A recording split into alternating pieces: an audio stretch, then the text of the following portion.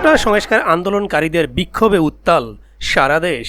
প্রিয় দর্শক, অনুরোধ রইল ভিডিওটিতে একটি লাইক দিয়ে আমাদের ইউটিউব চ্যানেলটি সাবস্ক্রাইব করে দিবেন এবং ভিডিওটি সম্পর্কে আপনার মূল্যবান মতামত কমেন্টস করে জানাবেন। কোটা সংস্কার ও শিক্ষার্থীদের উপর হামলার প্রতিবাদে আজ বৃহস্পতিবার প্রগতি সরণি এলাকায় যমুনা ফিউচার পার্কের সামনের সড়ক অবরোধ করে বিক্ষোভ করছে বেসরকারি বিশ্ববিদ্যালয়ের শিক্ষার্থীরা।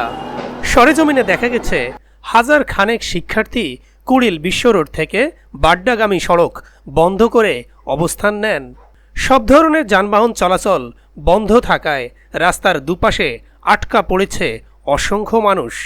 বিক্ষোভে উত্তাল রাজধানীর যাত্রাবাড়ি এলাকা।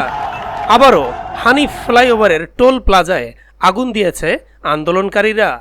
আজ বৃহস্পতিবার দুপুর 12:30টার দিকে এই আগুন দেয়ার ঘটনা ঘটে। এ সময় বিক্ষোভকারীদের তোপের মুখে পিছু হটে পুলিশ। সরেজমিনে দেখা গেছে হাজার হাজার শিক্ষার্থী কোটা সংস্কারের দাবিতে মহাসড়কে বিভিন্ন স্লোগান দিচ্ছে। সকাল 11টার পর থেকে ঢাকা চট্টগ্রাম মহাসড়ক ও শিমরাইল আদমজি চাষাড়া সড়কে অবস্থান করেন তারা। এ সময় বৈষম্য বিরোধী আন্দোলনকারীরা ছাত্রলীগের 2 নেতাকে মারধর করে তাদের ব্যবহৃত মোটরসাইকেলে আগুন ধরিয়ে দেয়। তবে ওই 2 নেতার নাম জানা যায়নি। আওয়ামী লীগ ও অঙ্গ সংগঠনের নেতাকর্মীদের হটিয়ে মিরপুর 10 নম্বর দখলে নেয় কোটা সংস্কারের দাবিতে আন্দোলনরত শিক্ষার্থীরা। এরপর ছাত্রদের উপর হামলা করেছে পুলিশ।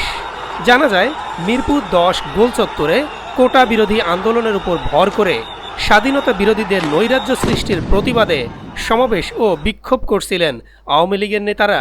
প্রত্যক্ষদর্শী জানিয়েছেন সমাবেশ চলাকালে ওই এলাকায় হাজারেরও বেশি আন্দোলনকারী উপস্থিত হয়।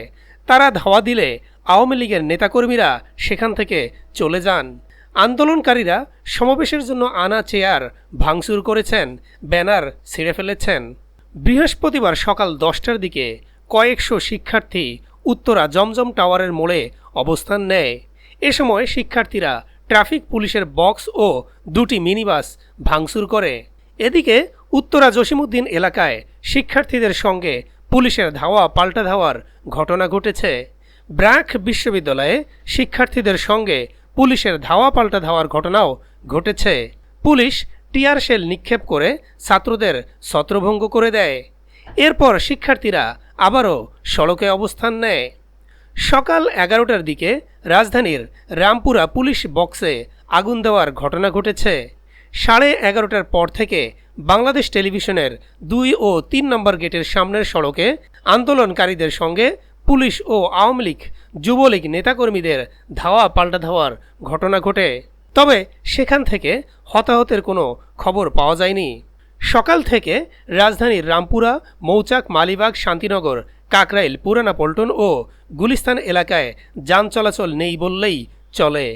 এসব এলাকার বেশিরভাগ দোকানপাটও বন্ধ দেখা গেছে।